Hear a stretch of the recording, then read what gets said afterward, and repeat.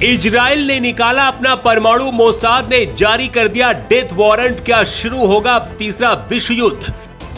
Israel के पीछे पड़े 3 मुस्लिम देश, परिवार को भगाया ईरान से बाहर, खामखेई की हत्या पर मोसाद का प्लान। नेतन्याहू ने किया खत्म करने का ऐलान तो बीच में आए मोदी, आखिरी वक्त में ईरान से गद्दारी कर बैठा पाकिस्तान। इजराइल अब तक ईरान की 6 बड़े मिलिट्री जनरल को मार चुका है और इजराइल की तबाही लगातार जारी है। ईरान पाकिस्तान के भरोसे बैठा हुआ था, उसे लगा था कि मुस्लिम देश उसके काम आएगा, लेकिन आखिरी मौके पर पाकिस्तान ने ईरान के साथ गद्दारी कर दी। उधर इजराइल के प्रधानमंत्री बेंजामिन नेतन्याहू ने ऐलान कर दिया है कि अगर कुछ देर में ईरान नहीं रुका तो ईरान को इजराइल खत्म कर देगा। इजराइल के पास परमाणु बम है, ऐसे में मंजर क्या होगा किसी को बताने की जरूरत नहीं है। लेकिन इसी बीच भारत की एंट्री हो गई है और मोदी ने जो कहा है उसके बाद इजराइल भी हैरान है, क्योंकि इजराइल हमेशा भारत के साथ खुलकर खड़ा रहता है। ऐसे में क्या भारत को ऐसा बयान देना चाहिए? सबसे बड़ा सवाल यही है। ईरान के साथ खुलकर रूस खड़ा हुआ है और इजराइल के साथ खुलकर अमेरिका खड़ा हुआ है, जिससे तीसरे विश्व युद्ध शुरू होने की आहट तेज हो गई है। सवाल यह है कि भारत किसके साथ खड़ा है? रूस और अमेरिका हमेशा से एक दूसरे के दुश्मन रहे, लेकिन पहली बार ऐसा हुआ है जब राष्ट्रपति पुतिन और ट्रंप ने फोन पर बात की है। क्रेमलिन के एक अधिकारी यूरी उशाको ने बताया है कि पुतिन और ट्रंप के बीच 50 मिनट तक फोन पर बातचीत हुई। दोनों नेताओं की ये बातचीत सकारात्मक रही है। इजराइल और ईरान के बीच की मौजूदा जंग से मिडिल ईस्ट पर पड़ने वाले खतरनाक प्रभावों पर मंथन किया गया।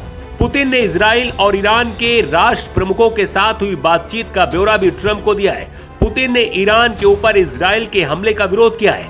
पुतिन ने कहा है कि इसका खामियाजा पूरे मिडिल ईस्ट को भुगतना पड़ेगा, मतलब ये जंग रुकने वाली नहीं है। ईरान और इजराइल युद्ध के बीच भारत फंस गया है। इजराइल हमेशा भारत का खुलकर समर्थन करता रहा है, लेकिन कुछ वक्त से ईरान के साथ भी भारत के रिश्ते अच्छे हैं। पाकिस्तान से तनाव के दौरान इजराइल ने भारत का खुलकर समर्थन किया था, लेकिन अब भारत इजराइल और ईरान को मिलकर समाधान निकालने की बात कर रहा है। मोदी के इस फैसले से शायद इजराइल को भी झटका लगा होगा, लेकिन सबसे बड़ा झटका पाकिस्तान ने ईरान को दिया है।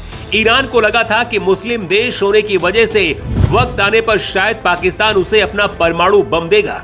पिछली बार जब ईरान और इजराइल के बीच तनाव हुआ था, उस दौरान पाकिस्तान के कई नेताओं ने ऐसा बयान भी दिया था, लेकिन अब पाकिस्तान ने किनारा कर लिया है और अब ईरान अकेला बचा हुआ है। ईरान के सारे परमाणु संयंत्र भी इजराइल ने नष्ट कर दिए हैं, लेकिन अब सबसे बुरी खबर जो है वो ये है कि ईरान के प्रथम नेता खामेनेई ने अपने परिवार को ईरान से निकाल दिया है। दावा किया जा रहा है कि अब मोसाद सीधे प्रथम नेता खामेनेई को टारगेट कर रही है। मोसाद को लगता है कि अगर खामेनेई को ही मार दिया गया तो ईरान टूट जाएगा।